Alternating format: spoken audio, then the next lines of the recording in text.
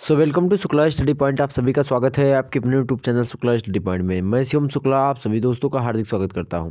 दोस्तों, आज की वीडियो के अंतर्गत बात करेंगे चैप्टर 3 जो कि हिंदी साहित्य का है। मेरे हिसाब से मैंने इसको कैटेगराइज किया है और जैसा कि आपको पता होगा चैप्टर 3 ये व्याख्या खंड का है। व्याख्या खंड का 7वां लेक्चर आपके सामने प्रस्तुत हो रहा है। मतलब लगभग 7 दिनों से पिछले आपकी क्लास लगातार चल रही है शुक्ला स्टडी पॉइंट चैनल पर रात के 8 बजे से।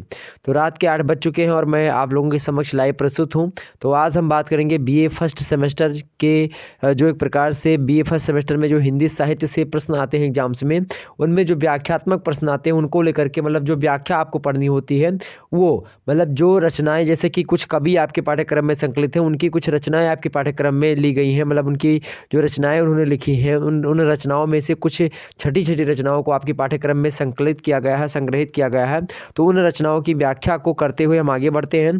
इसी श्रृंखला में यह जो है 7वां लेक्चर होगा, 7वां वीडियो होगा, जिसमें हम व्याख्यात्मक रूप से आपको विवरण प्रस्तुत करते हैं। तो आज की वीडियो के अंतर्गत हम बात करेंगे तूतीय हिंद, हिंदुस्तान का तोता जिनको कहा जाता है, तूतीय हिंद के नाम से, तूतीय हिंद की उपाधि से इनको नवाजा गया।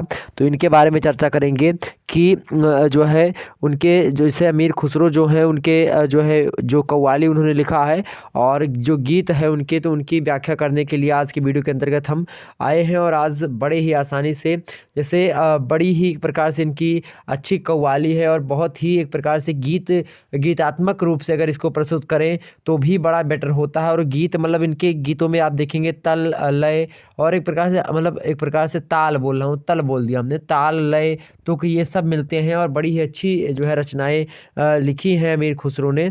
तो अमीर खुसरो की जो कव्वाली है और गीत है, तो सबसे पहले कव्वाली तो छोटी सी ही इनकी है, छोटी सी कव्वाली है वो संकलित है, उसकी व्याख्या देखेंगे। और उसके बाद में जो गीत इनका है, गीत 2 गीत इनके लगभग हैं। वैसे गीत 1, मतलब जो गीत 1 का एक प्रकार से पूरी कड़ी है और गीत 2 की एक प्रकार से। वैसे गीत दोनों एक ही है, एक ही बातों पर दोनों गीत हैं। तो गीत के बारे में, तो कव्वाली और गीत जो होगा आपका आज की वीडियो के अंतर्गत चर्चा करेंगे। वीडियो थोड़ा लंबा हो सकता है क्योंकि बात की गीत थोड़ा लंबा पड़ जाएगा। उसके बाद में जो इनके दोहे संकलित हैं तो उनके बारे में हम चर्चा कर लेंगे। ठीक, आइए बात कर लेते हैं कि आखिरकार हिंदी साहित्य बीए प्रथम वर्ष, बीए प्रथम सेमेस्टर की मैं बात कर रहा हूँ। प्रथम सेमेस्टर वाइज जो परीक्षा होनी है उसमें जो है किस प्रकार के जो है प्रश्न पूछे जाएंगे, उनमें व्याख्यात्मक प्रश्न पूछे जाएंगे कुछ, तो उसके बारे में आपको बता रहा हूँ। क्योंकि अगर आप हिंदी साहित्य पढ़ रहे हैं तो आप अगर व्याख्या सारी की सारी आप समझ जाते हैं तो बड़ा ही इंपॉर्टेंट हो जाएगा और बहुत ही अच्छी तरीके से आप हिंदी समझ पाएंगे। हिंदी से अपना करियर चुन सकते हैं जो है आप अगर व्याख्यात्मक चीज़ें जान जाते हैं। इंटरेस्ट हिंदी में किससे जगता है, इसकी व्याख्या को पढ़ने के बाद में। जो बातें उन्होंने लिखी हैं उसकी व्याख्या जब आप पढ़ते हो तो आपको आपका इंटरेस्ट जो होता है हिंदी साहित्य में जगना प्रारंभ हो जाता है। आइए बात करते हैं कि आखिरकार इनका कौन कौन सी चीज़ आपके पाठ्यक्रम में है। अमीर खुसरो की बात करें तो अमीर खुसरो का एक प्रकार से व्यक्तित्व और कृतित्व जो है एक प्रकार से उनकी पुस्तक है और डॉक्टर परमानंद पंचाल के द्वारा जो है संपादित है। और इसमें बात की जाए तो कव्वाली जो है आपके पाठ्यक्रम में संकलित है, उसका जो है चौथा वाला मतलब पोर्शन। और उसके बाद में गीत का एक प्रकार से यहाँ पर देखेंगे 5वां, चौथा और 13वां। यहाँ पर मतलब इनको मैं समझाऊंगा कौन कौन से, आप इसको इसमें मत पड़े कि कौन कौन सा संकलित है, उसको जो भी संकलित है मैं आपके सामने उसको प्रस्तुत कर दूंगा। मतलब आपके सामने से लिखा होगा, जैसे कव्वाली यहाँ पर जो लिखी हुई घा वाला पोर्शन, तो कव्वाली इतने आपके पाठ्यक्रम में इतने है कव्वाली का पार्ट। ठीक, दोहे इनके हैं। ठीक है, तो दोहों को हम देखेंगे, उसके बाद में तमाम सारी चीज़ें। तो दोहों में जैसे कि दोहा जो है गोरी सोवे सेज पर मुख पर डाले केस, ये दोहा है। इसी प्रकार से और भी तमाम सारे दोहे हैं, उनकी व्याख्या हम देखेंगे। जैसे पहला दोहा इनका है कि गोरी सोवे सेज पर मुख पर डाले केस और चल खुसरो घर आपने रैन भई चौदेस। दूसरा दोहा खुसरो रैन सुहाग की, आगे देखें खुसरो रैन सुहाग की और जागी पी के संग तन मेरो मन पियो को दऊ भय इक रंग, ये है। तीसरा यहाँ पर देखेंगे कि देख मैं मतलब क्या, कि देख मैं अपने हाल को रोऊं जार ओ जार और वह गुणवंता बहुत हैं हम हैं अवगुणहार। आगे देखें चकवा चकिया 2 जने उनको मारे न कोई इह मारे करतार के रैन बिछोही होए। और 5वां दोहा जो है सेज सूनी, तो सेज सूनी देख के मैं रोऊं दिन रैन पिया पिया मैं करत हूँ पल भर सुख न चैन। तो ये 5 दोहे जो हैं इनके आपके पाठ्यक्रम में संकलित हैं। इसके बारे में हम चर्चा कर लेंगे, इसकी व्याख्या, इसका संदर्भ और इसका भाव साम्य अर्थात विशेष जो होगा विस्तार से चर्चा करेंगे नेक्स्ट वीडियो में जो आएगी। आज की वीडियो के अंतर्गत हम कव्वाली के जो है बारे में देखेंगे और इसके साथ ही साथ उसके बाद में हम गीत में आएंगे। गीत का ये पोर्शन, ये वाला, फिर इसकी व्याख्या, फिर इसकी व्याख्या और फिर लास्ट में इसकी। तो इतना लंबा एक प्रकार से ये वीडियो होने वाला है। विस्तार से हर एक मुद्दे को समझेंगे और सारी चीज़ें आपकी, सारा डाउट्स जो होगा आपका क्लियर हो जाएगा। अगर कल वाला वीडियो आपने नहीं देखा इसको, तो पद राग राम श्री का एक प्रकार से दूसरी खंड की व्याख्या आपके सामने प्रस्तुत हो गई थी गोरखनाथ की। आज की वीडियो के अंतर्गत हम अमीर खुसरो की कव्वाली एवं गीत की व्याख्या देखेंगे। हालांकि जो गोरखनाथ के द्वारा लिखी गई जो भाषा थी जटिल थी, मतलब इनमें कठिनता आप देखेंगे, लेकिन अब आपको थोड़ा सरलता का अनुभव मिलेगा और अच्छे तरीके से आप समझ पाएंगे। आप भी कुछ चीज़ों को इनके जो है समझ पाएंगे, लेकिन थोड़ा भावार्थ जो होगा वो मैं बताने का प्रयास करूंगा। उसके बाद में आपको सारी चीज़ें और भी क्लियर हो जाएंगी। तो अब आपको ज़्यादा दिक्कत नहीं होगी और मज़ा भी और आएगा, इंटरेस्ट जगेगा आपको पढ़ने में। आइए बात कर लेते हैं कव्वाली की। अब एक जो है उन्होंने इसको गाया भी है, मैं बार बार बोल रहा हूँ, उनका नाम है मिताली ठाकुर जी। और मैं जो है एक प्रकार से उन्होंने इस गाने को गाया, बड़े अच्छे तरीके से प्रस्तुत किया है। और उसको आप सुनिएगा, एक बार यूट्यूब पर पड़ा हुआ है, उसको सुनिएगा, बड़ा ही अच्छे तरीके से इसको प्रस्तुत किया है। कि छापा तिलक तज दीन हीरे तो से नैना मिलाई के, ठीक, कि छापा तिलक तज दीन हीरे तो से नैना मिलई के। मतलब बहुत अच्छे तरीके से उन्होंने गाया है। मेरी तो एक प्रकार से ना राग उतनी अच्छी है, ना गला उतना अच्छा चल पाएगा और ना उतना ताल मेरे पास है, मतलब ना तो एक प्रकार से बैकिंग है इतना। तो मैं यहाँ पर आपको अच्छे तरीके से, मतलब गा तो नहीं सकता इसको मेरे भाई, लेकिन मैं आपको इसकी व्याख्या जो है एज अ टीचर आपको समझा सकता हूँ। ठीक, तो आप समझिए इसकी व्याख्या क्या है और आपके एग्जाम्स में हो सकता है ये आपको देखने को मिल जाए। तो आप बड़े ही गौर से इसको समझने का प्रयास करिए। तो इन पंक्तियों में जो है, हालांकि इसमें जो है गुरु की महानता का वर्णन ही किया गया है इन पंक्तियों में, लेकिन जो है इसमें मदिरा वगैरह का भी एक प्रकार से, अभी हम इसका मतलब समझते हैं तो आपको पता चलेगा कि क्या बातें हैं। सबसे पहले देखें यहाँ पर कि छापा तिलक तज दीन्ही रे तो से नैना मिला के, प्रेम बटी का मदवा पिला के, मतवारी कर दीन्ही रे मुझसे नैना मिलाई के, खुसरो निजाम पे बलि बल जइए, मोह सुहागन कीन्ही रे मुझसे नैना मिलाई के। बस इतना है। अब इतनी की व्याख्या के लाइन की समझते हैं। छापा तिलक मतलब जो एक प्रकार से बाह्य आडंबर है, उस पर इन्होंने जो एक प्रकार से क्या करा है, बाह्य आडंबरों पर क्या करा है, एक प्रकार से उसको हटाने का प्रयास किया है।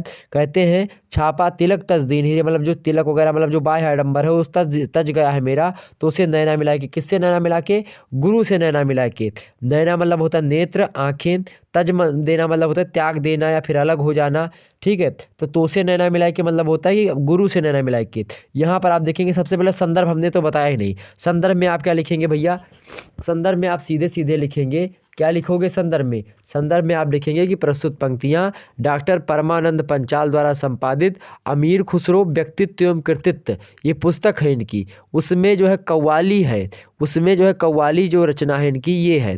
तो कव्वाली भाग से उद्धृत है, जिसके रचयिता कौन है, अमीर खुसरो है। इतना आप लिखेंगे कि प्रस्तुत पंक्तियाँ डॉक्टर परमानंद पंचाल द्वारा संपादित अमीर खुसरो व्यक्तित्व एवं कृतित्व के कव्वाली भाग से उद्धृत है, जिसके रचयिता अमीर खुसरो जी हैं। प्रसंग में आप लिखेंगे कि इन पंक्तियों में तो मतलब तो से मतलब मोह से नैना, मतलब तो से मोह से नैना मिल जाने की बात को वर्णित करते हुए कवि कहता है, या फिर आप जो है प्रसंग में और भी बातें लिख सकते हैं। प्रसंग में आप लिखेंगे कि यहाँ पर कवि अमीर खुसरो ने अपने गुरु के प्रति अपनी कृतज्ञता ज्ञापित करी है या प्रस्तुत करी है, बस इतना आप लिखेंगे। ठीक, मतलब गुरु की महत्ता को बताते हुए अमीर खुसरो जी कहते हैं, आप यह भी लिख सकते हैं। ठीक, व्याख्या समझिए अब इसकी। जो है अमीर खुसरो कहते हैं, या फिर आप लिखेंगे सीधे सीधे कि कवि कहता है, मतलब कवि यहाँ पर लिख देंगे कि, या फिर आप लिखेंगे कि यहाँ पर कवि अमीर खुसरो, या फिर आप सीधे लिखेंगे कवि कहता है। क्या कहता है कवि कि हे गुरुदेव, क्या कहता है कि हे गुरुदेव, जब से आपसे नेत्र मिले हैं हमारे, मतलब तो से नैना मिला के, मतलब जब से मतलब आपसे हमारे नेत्र मिले हैं, मतलब कि जब से मैं आपकी शरण में आया हूँ, हे गुरु, जब से मैं आपकी शरण में आया हूँ, आपने मुझे प्रेम पूर्वक अपना कर मेरे कोरे बाहरी दिखावे के आवरण को जो है क्या कर दिया है, मिटा दिया है, मतलब कि बाह्य आडंबर से मुक्त कर दिया है। छापा तिलक तजदीन ही रे, कब छापा तिलक, मतलब ये सब सारी चीज़ें हमारी तज गई हैं जब हमने आपसे नैना मिलाया। ठीक, तो यहाँ पर जो है तो से नैना मिलाने का मतलब ये है, नैना मिलाने का मतलब है ये है कि जब से जो है अमीर खुसरो अपने गुरु के शरण में गए हैं, गुरु के पास गए हैं, और गुरु कौन है भैया, जो है निज़ामुद्दीन औलिया खुसरो निज़ाम, मतलब कि जो निज़ामुद्दीन औलिया हैं वह कौन है भाई, वही गुरु हैं किसके, अमीर खुसरो के। तो अमीर खुसरो कहते हैं कि जब से मैंने आपके पास आया हूँ, मतलब मैं अपने आपके पास आया हूँ, मतलब निज़ामुद्दीन औलिया के पास जब से अमीर खुसरो गए हैं तब से जो है वह बाह्य आडंबरों से मुक्त हो गए हैं। छापा तिलक तस्दीन हीरे, मतलब एक प्रकार से जो बाह्य आडंबर है या फिर जो बाहरी दिखावा है जो है भगवत भजन करने का, उससे जो है मुक्त हो गए हैं। वो कौन, अमीर खुसरो। कब मुक्त हो गए हैं, जब तो से नैना मिला के, मतलब जब उनको गुरु का दर्शन हो जाता है और गुरु से वह एक प्रकार से ज्ञान लेना प्रारंभ करते हैं। आगे कहते हैं कि प्रेम बट्टी का मदवा पिला के। प्रेम बट्टी मतलब क्या होता है भैया, प्रेम बट्टी ऐसे तात्पर्य यहाँ पर है कि प्रेम रूपी भट्टी से निर्मित ज्ञान रूपी मदिरा, मतलब प्रेम बट्टी का मदवा पिला के, मतलब प्रेम रूपी भट्टी से बना हुआ जो मदिरा, मतलब जो दारू है उसको आपने मुझे पिला दिया है, मतवाला बना दिया है, आनंद मग्न कर दिया है। कहने का मतलब ये है, कहते हैं कि प्रेम बट्टी का आपने ऐसा मदवा पिला दिया है, ऐसा ज्ञान हमको दिया है कि मतवारी कर दीन ही रे मुँह से नैना मिला के, कि जब से आप जो है मुझे मिले हो, जब से आपकी कृपा दृष्टि मेरे ऊपर हुई है, मैं जो है क्या हो गया हूँ, एक प्रकार से कृतज्ञ हो गया हूँ। मैं एक प्रकार से क्या हो गया हूँ, बाह्य आडंबर से मुक्त हो गया हूँ। अब जो है कहते हैं मतलब अमीर खुसरो कि मैं अपने गुरु निज़ामुद्दीन औलिया पर, कहते हैं आगे कि खुसरो निज़ाम पर बलिबल जाइए, मतलब मैं जो है अपने गुरु निज़ामुद्दीन औलिया पर स्वयं को क्या करता हूँ, बलिबल जाता हूँ। बलिबल जाने मतलब वो क्या होता है, न्यौछावर करता हूँ। तो खुसरो निज़ाम मतलब क्या है, निज़ामुद्दीन औलिया जो कि अमीर खुसरो के गुरु हैं। तो कहते हैं खुसरो निज़ाम, खुसरो माने अमीर खुसरो, निज़ाम माने निज़ामुद्दीन औलिया, पै माने होता है कि उन पर, बलिबल जइए मतलब होता है कि उन पर मैं क्या कर रहा हूँ, उन पर मैं बलिबल जा रहा हूँ, मतलब कि न्यौछावर कर रहा हूँ अपने आप को। न्यौछावर करना मतलब कि मैं जो है तन मन धन से उन पर समर्पित हूँ, जो कहेंगे मैं वही करूँगा। तो खुसरो निजाम पे बलिबल जाइए, क्यों बलिबल जाइए, क्योंकि उन्होंने मतवारी कर मतवाला कर दिया है किसको, अमीर खुसरो को। मतवाला करने का तात्पर्य यहाँ पर ये है कि बहुत ज़्यादा ज्ञान उनको दे दिया है, बहुत सारा चीज़ दे दिया, मतलब ज्ञान के माध्यम से उनका एक प्रकार से बाहरी आडंबर खत्म कर दिया है और एक प्रकार से उनको वास्तविक ज्ञान से परिचय करवाया है उनके गुरु निजामुद्दीन औलिया ने अमीर खुसरो को। तो वो बात यहाँ पर कह रहे हैं। आगे कहते हैं कि मोह सुहागन कीन्ही रे। अब आप लोगों के मन में उठ रहा होगा कि भैया अमीर खुसरो तो मर्द हैं, मतलब पुरुष हैं, तो पुरुष को कैसे सुहागन किया जाएगा। यहाँ पर सुहागन का मतलब वो सुहागन नहीं है जो स्त्री वाला सुहाग होता है या सिंदूर लगाने वाला सुहाग। यहाँ पर सुहाग से मतलब होता है सुहागन से सौभाग्यशाली। मतलब कहते हैं अमीर खुसरो कि जो है गुरु ने ऐसा दिव्य ज्ञान हमको दिया है, मतलब मुझे ज्ञान दे करके क्या कर दिया है, सुहागन कर दिया, मतलब सौभाग्यशाली हमको बना दिया है। मतलब कि ईश्वर से क्या कर दिया है, मेरा मिलन करवा दिया है या मेरा साक्षात्कार करवा दिया है। इस प्रकार से कहते हैं कि मुँह से नैना मिलाए के कि आपने मुझे जो है किससे मिला दिया है, प्रभु भगवान से मिलवा दिया है, ईश्वर से मिलवा दिया है। मुझ सौभाग्यशाली को मोहे सुहागन की नीरे, आपकी ही कृपा दृष्टि मुझ पर पड़ी और मैं सौभाग्यशाली हो गया। ऐसा जो है अमीर खुसरो अपने निज़ामुद्दीन औलिया जो उनके गुरु हैं इनके प्रति विचार व्यक्त करते हैं अमीर खुसरो। एक बार फिर से कविता को पढ़ें, बड़ी मस्त कविता है, अच्छी कविता है कि छापा तिलक तज दीन ही रे तो से नैना मिला के, प्रेम बटी का मदवा पिला के, मतवारी कर दीन ही रे मुँह से नैना मिला के, खुसरो निजाम पे बलि बलि जइए, मोहे सुहागन कीन्ही रे मोसो नैना मिलाई के। बड़ा एक प्रकार से जो है अगर तारतम्य से साथ साज बाज के साथ इस चीज़ को कव्वाली को कही जाए बड़ा ज़बरदस्त लगता है, बड़ा अच्छा लगता है। ठीक, तो ये चीज़ें हैं, इसकी व्याख्या आपके सामने हमने प्रस्तुत कर दी। तो यहाँ पर आपके समझ आगे क्या लिखेंगे आप, तो ये व्याख्या यहाँ पर कंप्लीट होगी। उसके बाद में क्या लिखेंगे आप, यहाँ पर हेडिंग डाल करके विशेष लिखेंगे। और विशेष में हेडिंग क्या लिखेंगे भाई, विशेष जो होगा उस विशेष कैसे लिखा जाता है, विशेष। ठीक, विशेष में आप हेडिंग डाल करके क्या लिखेंगे, विशेष में आप हेडिंग डालिएगा और क्या लिखेंगे कि निम्न पंक्तियों में गुरु की महानता का वर्णन किया गया है, बस इतने। ठीक, गुरु की महानता का वर्णन किया गया है और जो है खड़ी बोली की झलक हमको दिखाई पड़ती है। या भी आप लिख सकते हैं, कोई दिक्कत की बात नहीं। साथ ही साथ और भी चीज़ें यहाँ पर अगर लिखने चाहें तो आप यह भी लिख सकते हैं कि जो है आप प्रतिम क्या किया गया यहाँ पर, यहाँ पर मेरे प्यारे दोस्तों सीधे सीधे आप यही लिखेंगे, गुरु की महानता का वर्णन किया गया। ज़्यादा झंझट में पढ़ेंगे तो ज़्यादा लंबा हो जाएगा। ठीक, आगे बढ़ते हैं। अब हम गीत पर चलते हैं। गीत में जो आपके पाठ्यक्रम में संकलित है वो आपके सामने ला रहा हूँ, बस इतने ही से पूछा जाएगा प्रश्न, और मतलब इतना ही आपके पाठ्यक्रम में है, यहीं से आएगा। सब व्याख्या आप समझ लो। आगे क्या है कि काहे को ब्याही विदेश रे लखी बाबुल मोरे। बाबुल माने होता है मेरे प्यारे दोस्तों क्या, बाबुल माने होता है पिता। हालांकि इसके पहले जो है प्रसंग समझें, तभी आपको ये सारी चीज़ें समझ में आएंगी। अभी मैं इसे व्याख्या करने लगूँ तो उतना समझ में आपको नहीं है। इस कविता में या फिर इस जो गीत लिखा गया है, यह जो है जब लड़की जो होती है उसकी शादी कर दी जाती है, जब वह विदा होने को होती है, तब वह जो है अपने पिता से कहती है कि मतलब अब सारा चीज़ छूट जाएगा। तो उसका वर्णन यहाँ पर अमीर खुसरो कवि जो है वह करते हैं।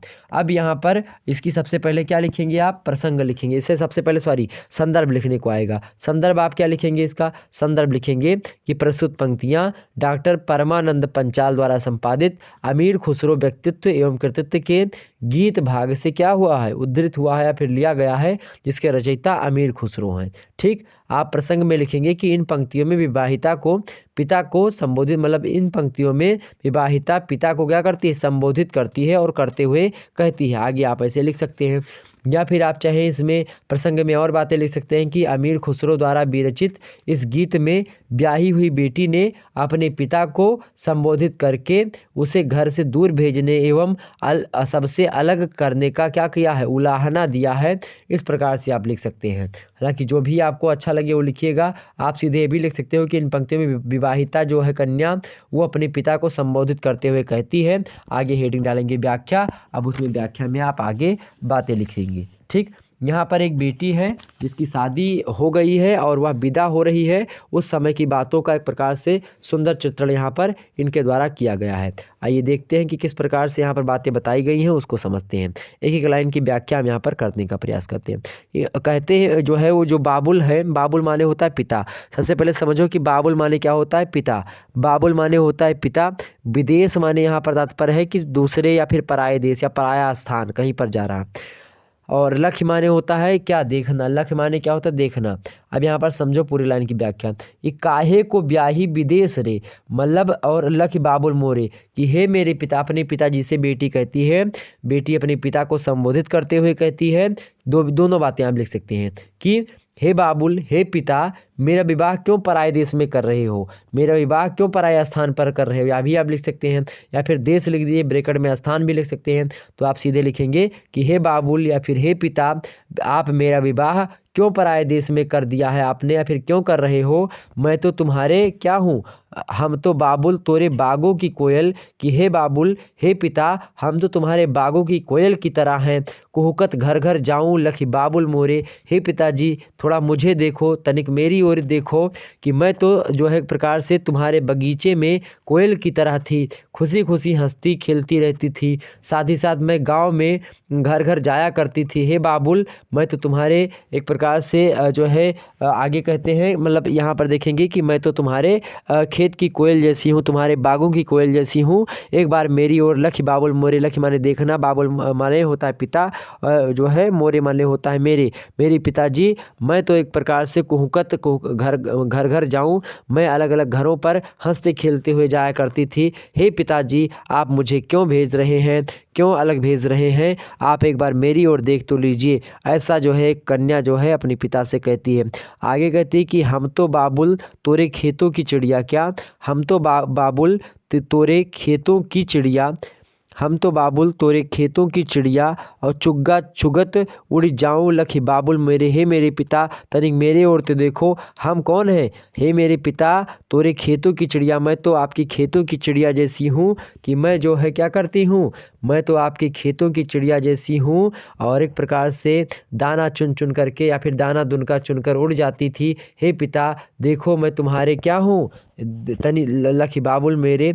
आगे समझते हैं। तो इस प्रकार से कहते कि मैं तो आपकी खेतों की चिड़िया थी, और जो है एक प्रकार चुग्गा चुगत उड़ी जाऊं, मतलब एक प्रकार से जो तिनका मिलता था या फिर दाना मिलता था, दुनका मिलता था, सबको चुन करके उड़ जाती थी। आप तनिक मेरे ओर देखो। आगे कहती है वह कन्या अपने पिता को संबोधित करते हुए कि हम तो बाबुल तोरे बेले की कलिया, मैं तो आपके, हे पिताजी मैं तो आपके एक प्रकार से क्या हूँ, मैं तो आप तुम्हारे या फिर आपके बेले की कली की तरह थी। किसके कली की तरह?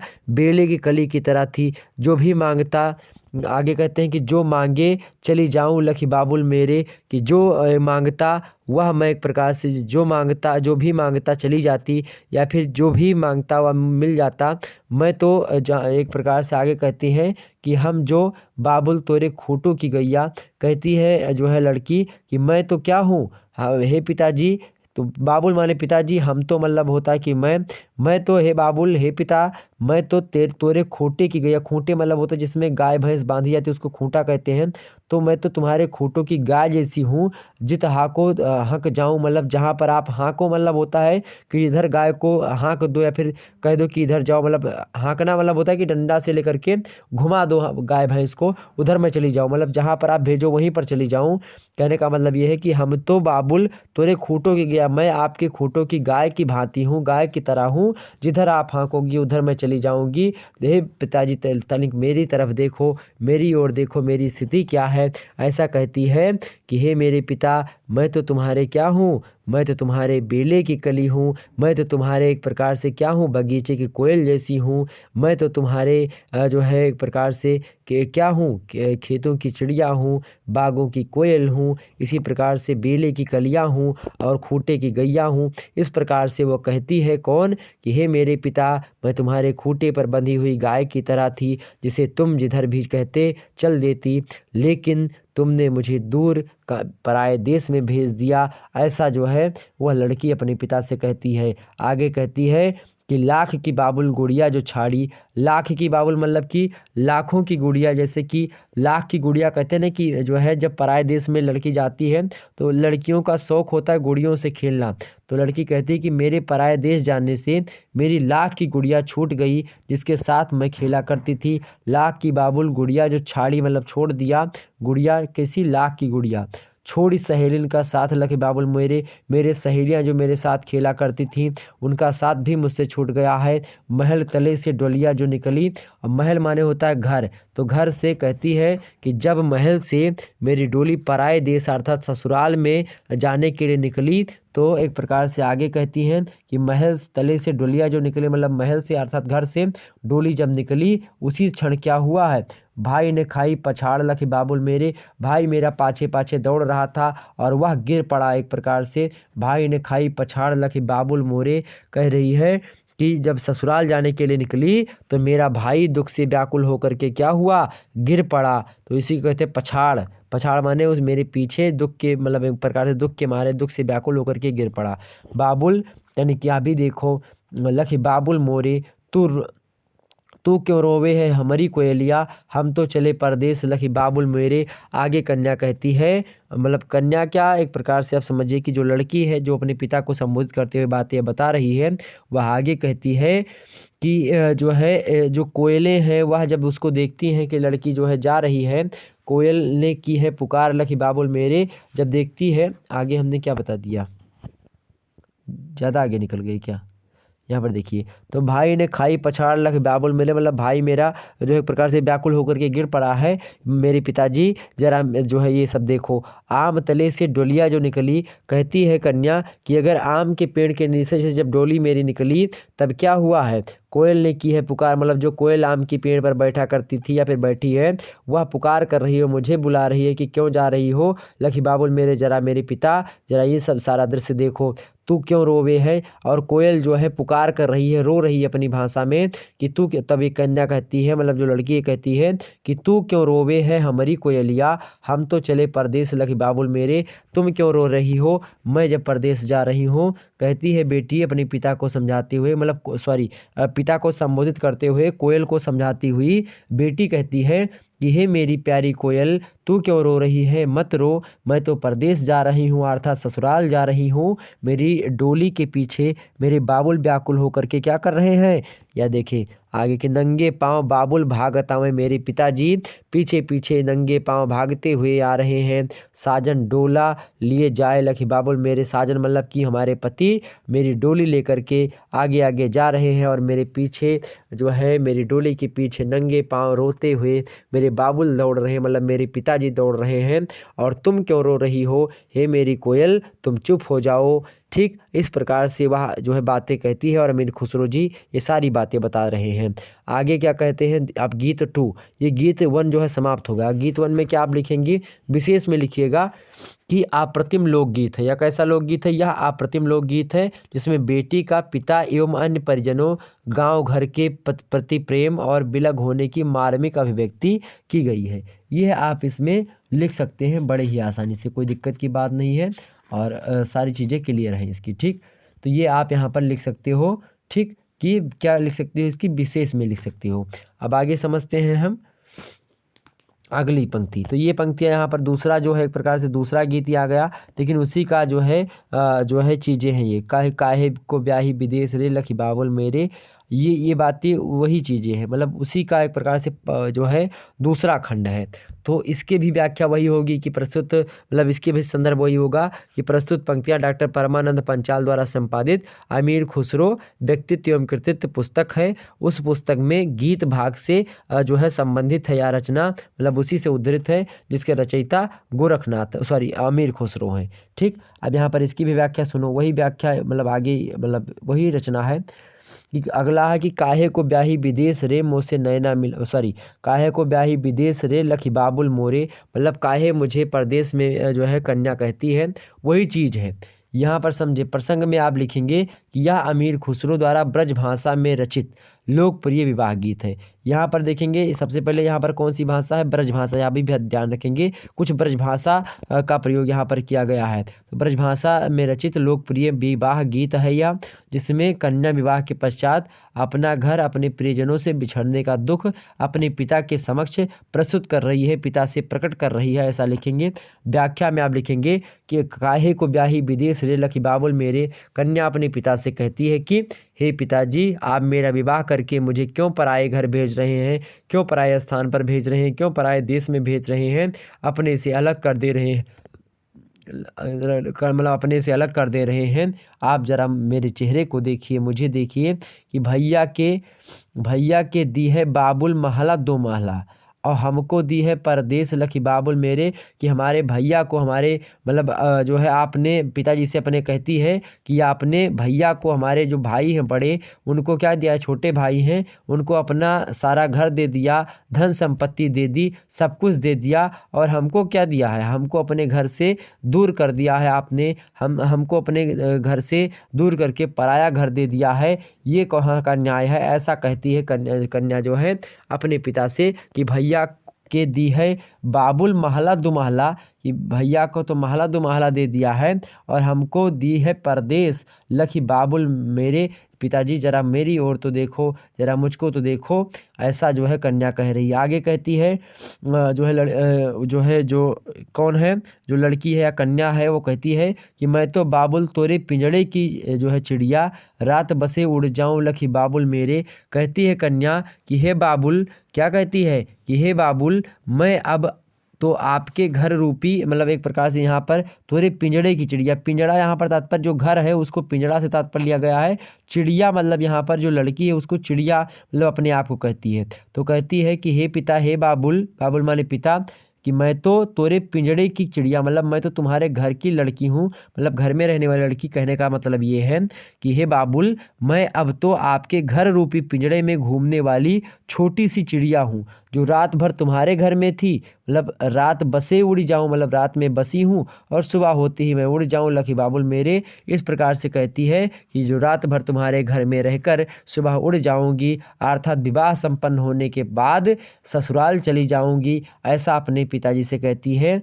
आगे क्या कहती है कि ताक भरी मैंने गुड़िया जो छोड़ी, ताक भरी मतलब क्या होता है, कहती है कि मैंने तो अपनी गुड़ियों का साथ जो है खेलना छोड़ दिया। और आगे कहती है ताक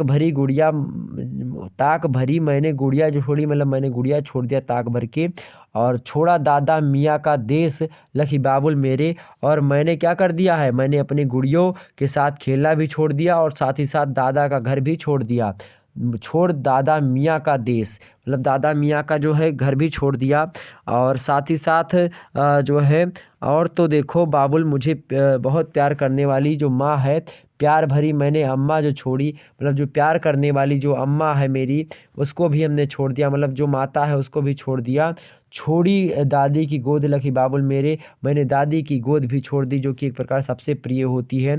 जिस दादी की गोद में मैं सिर रख करके सोती थी, वह भी जो है आप छुड़वा दे रहे हो और मुझे पराए घर भेज रहे हो। इस प्रकार से जो है कन्या अपने पिता से कहती कि लखी बाबुल मेरे, कि छोड़ा दादा मियाँ का देश लखी बाबुल मेरे, प्यार भरी मैंने अम्मा जो छोड़ी, छोड़ी दादी की गोद लखी बाबुल मोरे। ये विवाह गीत है। ठीक, आगे कन्या कहती है कि कोठे तले से पलकिया जो निकली, क्या, कोठे तले से पलकिया जो निकली। कोठा माने एक प्रकार से हवेली यहाँ पर है, तो मतलब कोठे से जो नीचे जो है जो तले मतलब पलकिया जो निकली। पालकी मतलब एक प्रकार से जो पालकी में जो बैठी होती है लड़की, पालकी में ही होती है, डोली जिसको कहते हैं। तो हवेली से जब मेरी पालकी निकल रही थी, या कोठे से जब मेरी पालकी निकल रही थी, बिरना ने खाई पछाड़। बिरना माने क्या होता है भाई, बिरना माने होता है भाई, बिरना भाई को कहा जाता है। बिरना माने क्या होता है, भाई। बिरना ने खाई पछाड़ लखी बाबुल मेरे, मतलब तो जो जब हवेली से जब मेरी पालकी निकल रही थी, तो मेरा भाई पछाड़ खाकर गिर पड़ा। पछाड़ खाकर मतलब क्या होता है, व्याकुल होकर ये गिर पड़ा। अब तो क्या हुआ है, पर्दा उठा के जो देखी, कहती है कि लखी बाबुल मेरे अब तो देख लीजिए, पर्दा उठा के जो देखी, आए बेगाने देश लखी बाबुल मेरे। कहती है कि जब जो है भाई मेरा गिर पड़ा, अब तो अपना घर छूटता जा रहा है और अब मैं पराई हो गई हूँ। जब मैंने पालकी का पर्दा उठा करके देखा, तो लगा कि बेगानों के देश में आ गई हूँ। जब पालकी वहाँ पर पहुँची ससुराल में, तब उसको यह ज्ञात होता है कि वह तो अब पराए देश को चली गई है, पराए स्थान को चली गई है, पराए घर में पहुँच गई है, पराए जो है गाँव में पहुँच गई है। इस प्रकार से वह कन्या अपने पिताजी से कहती है कि लखी बाबुल मेरे, अब तो मैं पराए देश में पहुँच चुकी हूँ। इस प्रकार से एक कन्या जब उसकी शादी हो जाती है, उसकी विदाई के समय जो यह गीत है महिलाएं औरतें जो है गाया करती हैं। और यही बात ये अमीर खुसरो के द्वारा लिखित है, और जो है संपादित किसने किया है, इसको संपादित किया है डॉक्टर परमानंद पंचाल जी ने। ठीक, तो जब कभी आप जो है प्रस्तुत जो है वो मतलब संदर्भ लिखें, सीधे ये लिखेंगे प्रस्तुत पंक्तियाँ डॉक्टर परमानंद पंचाल द्वारा संपादित अमीर खुसरो व्यक्तित्व एवं कृतित्व नाम की पुस्तक है, उसमें इन्होंने संपादित किया है। उसमें इन्होंने जो है अमीर खुसरो की रचनाओं को इकट्ठा किया है। उसमें गीत जो भाग है, उस गीत भाग से यह रचना संकलित है आपके पाठ्यक्रम में। इसके रचयिता कौन है, अमीर खुसरो हैं। ठीक, इतनी बात क्लियर हो गई। तो अमीर खुसरो वगैरह इन्होंने सारी रचनाएं अपनी लिख के छोड़ दी थी। बाद में इन रचनाओं को जो है एक पुस्तक में छापने का कार्य किया, और जो है वो किसने किया, परमानंद पंचाल ने किया। और उस पुस्तक का नाम है जो है अमीर खुसरो व्यक्तित्व एवं कृतित्व। व्यक्तित्व माने होता है उनका जीवन से संबंधित बातें, और उनकी कृतित्व मतलब उनकी जो रचनाएं हैं उनका। तो ये चीज़ें हो गई, इतनी चीज़ें आपके समझ में आ गई। तो आप सभी लोग इसकी व्याख्या करिए, व्याख्या हमने कर दी है, इसको विस्तार से समझ लीजिएगा। कव्वाली की व्याख्या आज हो गई, और गीत की व्याख्या हमने जो है सारे के सारे पूरे गीत की व्याख्या आपके सामने प्रस्तुत कर दी, जो आपके पाठ्यक्रम में संकलित रही है। ठीक, तो अब कोई दिक्कत की बात नहीं है। अब आगे की जो है प्रकार से वीडियो होगी, उसमें 5 दोहे हैं। उन 5 दोहों की व्याख्या जल्द ही आपके सामने शुक्ला डिपार्ट चैनल पर, जल्द ही क्या कि कल की जो वीडियो होगी आपकी, वो जो है 5 दोहों की व्याख्या मैं करूँगा। जो दोहे हैं बड़े ही इंपॉर्टेंट दोहे हैं कि चकवा चकिया 2 जने, उनको मारे न कोई, इह मारे करतार के रैन बिछोही होए, या गोरी सोवे सेज पर मुख पर डारे केस, अचल खुसरो घर आपने रैन भई चहु देश, या खुसरो रैन सुहा की जाकी पी के संग, तन मेरो मन पीव को दो भय एक रंग, या देख मैं अपने हाल को रोऊं जार उजार, और मैं हवै गुणवंता बहुत हैं हम हैं अवगुणहार, या सेज सूनी देख के मैं रोऊं दिन रैन, पिया पिया मैं करत हूँ पल भर सुख न चैन। इन सभी दोहों की व्याख्या कल के वीडियो में आपकी होनी है। कल आप सभी लोग रात के 8 बजे शुक्ला डिपार्ट चैनल पर पहुंच जाइएगा, उसमें हम चर्चा करेंगे। और कुछ इनकी जो है सखुने भी हैं, जैसे कि जो है पान क्यों सड़ा घोड़ा क्यों अड़ा। कभी कभी गांव वगैरह में आपके जो पूर्वज लोग हैं, पुरखे हैं, वो पूछते रहते हैं। अब आप अपने दादा से पूछेंगे इसके बारे में तो बता देंगे। आप उनसे पूछना कि पान क्यों सड़ा घोड़ा क्यों अड़ा, तब वो बता देंगे इसकी ये क्या है, मतलब ये बातें बताइए। पान क्यों सड़ा और घोड़ा क्यों अड़ा, क्योंकि क्या ना था, फेरा न था। क्या ना था भाई, फेरा न था, इसीलिए पान सड़ गया और घोड़ा क्या हुआ, अड़ गया। आप अपने दादा से पूछेगा तो बता देंगे। और एक बात पूछिएगा कि गधा क्यों उदासा पथिक क्यों प्यासा। ये सब अमीर खुसरो ने कहा था, गधा क्यों उदासा पथिक क्यों प्यासा। क्यों न प्यासा भाई, गधा क्यों उदासा, गधा क्यों उदास था, पथिक क्यों प्यासा, मतलब पथिक क्यों प्यासा था, चूँकि क्या नहीं था, लोटा नहीं था। ठीक है, चिप्स चीज़ें हैं। गज़ल भी इनकी बड़ी फेमस है लाज शर्म सब छीनी ओ मुझसे नैना मिलाई के। बड़ा लंबा है ये जो कव्वाली आपसे सामने हमने बताई है। जो है मतवारी कर दीन ही रे मुझसे नैना मिला के, छापा तिलक तस दीन ही रे। ये आगे है कि लाज शर्म सब छीनी ओ मुझसे नैना मिलाई के। ठीक, कई बातें हैं जो इनकी जो है आपके सामने हैं। जो कि जैसे कि एक नार ने अचरज किया, साँप मार पिंजड़े में दिया, जो जो साँप ताल को खाए, सूखे ताल साम मर जाए। दिया बाती जो है एक हिस्सा, मतलब का जो है कहते नहीं है कि वो जो है जो बुझाने वाला एक प्रकार से खिस्सा, जो पहले कहते थे दादा दादा कि खिस्सा बूझो तो जानो। तो बूझो तो जानो, कभी कभी किताबों में हमने देखोगे कि बूझो तो जानो। तो जैसे कि एक थाल मोती से भरा, सबके सिर पर आधा धरा, चारों ओर वह थाली फिरे, मोती उससे एक न गिरे। तो ये क्या है? आकाश है। अमीर खुसरो का जन्म वैसे 1293 ईस्वी में एटा जिले में हुआ था। उत्तर प्रदेश में है एटा जिला। पटियाली नामक गांव है उसमें, एटा जिला में। उसी गांव में जो है अमीर खुसरो जी का जन्म होता है। और अमीर खुसरो का वास्तविक नाम क्या था? अबुल हसन इनका वास्तविक नाम था। अमीर खुसरो को खड़ी बोली का एक प्रकार से हिंदी का पहला कवि माना जाता है। और इन्होंने अपने जीवन काल में दिल्ली के सिंहासन पर लगभग बात की जाए तो 11 सुल्तानों का उत्थान और पतन देखा। यही एकमात्र हैं जिन्होंने 11 सुल्तानों का उत्थान भी देखा और पतन भी देखा। बड़े इंपॉर्टेंट व्यक्ति थे ये, जो है एक प्रकार से भारत के लिए दिल्ली के सिंहासन पर। दिल्ली सल्तनत जब चल रही थी उस समय की बातें हैं। इन्होंने 11 सुल्तानों के उत्थान और पतन को देखा, जिसमें से 7 सुल्तानों की सेवा में ये स्वयं जो है एक प्रकार से रहे। कहा जाता है कि वे बड़े विनोदी और सहृदय वाले व्यक्ति थे। कौन? अमीर खुसरो। ठीक, और साथ ही साथ ये जनजीवन के साथ घुल मिल करके काव्य रचना करने वाले कवि भी माने जाते हैं। अमीर खुसरो की माँ बलबन के, जो बलबन था उसकी जो है बलबन के सेनापति इमादुल मुल्क की क्या थी? पुत्री थी। इनके पिता की मृत्यु असमय में ही हो गई थी, इसलिए इनकी जो शिक्षा दीक्षा थी इनके नाना के यहाँ पर हुई थी। ठीक, वहीं पर इनकी शिक्षा दीक्षा हुई थी खुसरो की। और खुसरा जब किशोरावस्था में थे तभी से काव्य रचना जो है या लिखना प्रारंभ कर देते हैं। और जब इनकी एक प्रकार से युवा अवस्था आती है और युवा अवस्था में आते आते ये कवि के रूप में प्रसिद्ध हो जाते हैं।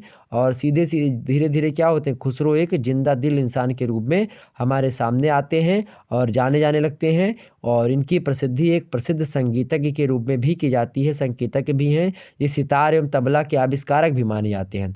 अमीर खुसरो सितार एवं तबला के आविष्कारक भी हैं। और खुसरो चिश्ती संप्रदाय के सूफी साधक निजामुद्दीन जो औलिया थे उनके क्या थे? शिष्य थे। और जो है हमने आपको बता ही दिया था, अपने गुरु की मृत्यु पर इन्होंने एक दोहा बताया था, जो दोहा आपकी व्याख्या कल की वीडियो में समझनी है आपको। कि गोरी सोवे सेज पर, मुख पर डारे केस, और चल खुसरो घर आपने रैन भई चहुदेस। ये अपने जब उनके गुरु की मृत्यु हुई थी तब उन्होंने यह दोहा जो है उनकी मृत्यु पर लिखा था। आचार्य रामचंद्र शुक्ला की बात करें तो आचार्य रामचंद्र शुक्ला ने खुसरो की मृत्यु कब मानी है? आपसे एग्जाम से प्रश्न पूछे तो कब मानी? 1324 ईस्वी में मानी है।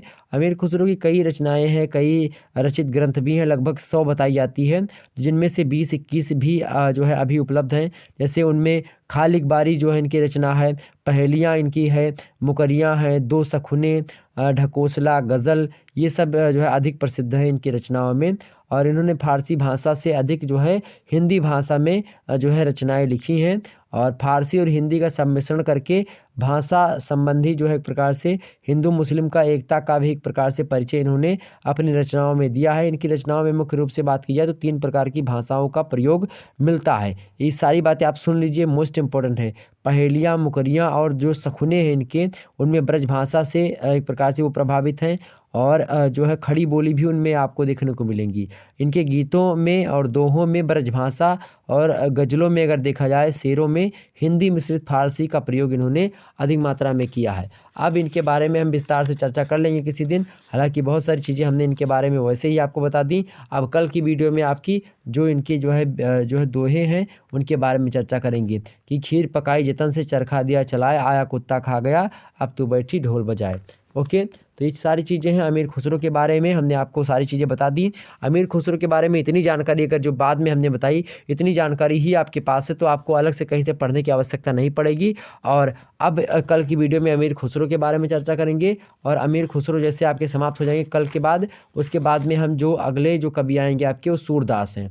तो उन सूरदास के बारे में जो भक्तिकालीन सगुण कवि हैं उनके बारे में आपको बताने का प्रयास करेंगे। सूरदास को समझेंगे, सूरदास की जो रचनाएँ हैं उनके बारे में चर्चा करेंगे। उसके बाद में तुलसीदास की रचनाओं की व्याख्या देखेंगे, मतलब व्याख्या खंड ही सबका एक प्रकार से देखते रहेंगे हम। ठीक, तो व्याख्या खंड तुलसीदास जी का देख लेंगे, उनकी जो चौपाइयाँ वगैरह हैं, वैसे तुलसीदास जी से बड़ा एक प्रकार से बड़ी लंबी व्याख्या है। उसके बाद में हम भक्तिकालीन निर्गुण कवियों के बारे में बात करेंगे, कबीर दास के बारे में और जायसी के बारे में चर्चा कर लेंगे। इसी प्रकार से हम आगे बढ़ते हुए चलेंगे, और समस्त कवि जो भी आपके पाठ्यक्रम में संकलित हैं उनकी जो रचनाएँ आपके पाठ्यक्रम में समस्त रचनाएँ सारी रचनाएँ हैं उनकी व्याख्या करूँगा। आपके कॉलेज में ऐसा बिल्कुल भी आपको विस्तार से हो सकता है ना पढ़ाया जा रहा हो, तो आप आसानी से पढ़ सकते हैं, और जो है सभी विश्वविद्यालयों में जो है यह चीज़ें आप लगेंगी, मतलब यही सिलेबस है। अब कॉमन सिलेबस हो गया है, उभयनिष्ठ सिलेबस हो गया है। उभयनिष्ठ मतलब होता है कि सभी यूनिवर्सिटीज़ का सिलेबस जो अब तक अलग अलग था हिंदी का, वह भी एक प्रकार से सेम हो गया है, और हर एक सब्जेक्ट का लगभग विषय मतलब जो है वो विषय के जो सिलेबस हैं लगभग सेम ही हो गए हैं। तो आप किसी भी विश्वविद्यालय, चाहे गोरखपुर यानी DDU विश्वविद्यालय से हैं, चाहे डॉक्टर राम मनोहर लोहिया अवध विश्वविद्यालय से हैं, चाहे आप चौधरी चरण सिंह विश्वविद्यालय से हैं, चाहे आप जो है वीर बहादुर सिंह पूर्वांचल विश्वविद्यालय से हैं, चाहे आप महात्मा गांधी काशी हिंदू विद्यापीठ से हैं, या इसी प्रकार से अन्य विश्वविद्यालय जो भी हैं जैसे कि पूर्वांचल विश्वविद्यालय, या फिर एक प्रकार से जो है और तमाम सारे से CSGM कानपुर की है, लखनऊ विश्वविद्यालय हो गया आपका, और कई विश्वविद्यालय जो भी हैं, जैसे कि और भी बात की जाए तो जैसे इलाहाबाद विश्वविद्यालय हो गए, और उसी के साथ साथ और भी विश्वविद्यालय जो हैं, सभी विश्वविद्यालयों के लिए बिहार वगैरह उत्तराखंड इन सभी में भी लगभग यही सिलेबस जो है कॉमन सिलेबस चलेगा। तो आप सभी लोग जितने भी विश्वविद्यालय हैं सभी में सिलेबस लगभग हिंदी का यही है। तो आप सभी लोग इन सभी जो है लेक्चर जो भी मेरे पिछले पड़े हुए हैं वो देख लीजिए। आज का जो वीडियो था यह मेरा व्याख्या खंड का 7वां लेक्चर है, मतलब 7वीं लाइव क्लास आपके सामने है। इससे पहले जो है 6 लेक्चर अपलोडेड हैं, उनको देख लीजिएगा। अभी जो है ये अब जो है मैं आपको छोड़ने का प्रयास करता हूँ। तो ये 7वीं वीडियो थी, 7वां लेक्चर था जो आपके सामने प्रस्तुत हो रहा है और आप सभी लोग देख रहे हो। ठीक, तो बिल्कुल वीडियो को लाइक कर दीजिएगा और शेयर कर दीजिए। सभी लोग जितने भी लोग देख रहे हो, प्रत्येक व्यक्ति 10 व्यक्तियों के पास वीडियो को शेयर करेंगे, और लाइक कर दीजिए वीडियो को, और शेयर भी कर दीजिएगा। सभी लोगों के पास वीडियो को शेयर कर दीजिए। ओके, तो BA फर्स्ट ईयर से संबंधित लाइव क्लास रात के 8 बजे, जो व्यक्ति नहीं जानते सुन लीजिए। कल रात 8 बजे जो है आगे की क्लास होगी, व्याख्याखंड 8 के बारे में बताएंगे, चैप्टर 3 होगा। उसके बाद में चैप्टर 4 आपका व्याख्याखंड 9, यहाँ पर ऊपर आपको लिखा हुआ मिलेगा, यहाँ पर देखिएगा चैप्टर 3 व्याख्याखंड 7। ठीक, इसी प्रकार से यहाँ पर व्याख्याखंड 4 मिले, जब चैप्टर 4 मिलेगा व्याख्याखंड 8 हो जाएगा यहाँ पर। इसी प्रकार से मैं चर्चा करता रहूँगा। ठीक, तो आप सभी लोग ये मत जाने कि मतलब कि जो है थंबनेल एक ही सर जी बताते हो। यहाँ पर केवल BA फर्स्ट ईयर सेमेस्टर, मतलब BA फर्स्ट सेमेस्टर हिंदी साहित्य, हिंदी मतलब काव्य लिखा रहता है, और नई शिक्षा नीति के अनुसार लाइव क्लास ये लिखा हुआ मिलेगा आपको। ये कॉमन है सभी वीडियो के भी जो है थंबनेल में, इसलिए कॉमन थंबनेल बनाया था ताकि आपको समझ में सीरियल से आप जो है देखते रहें वीडियो।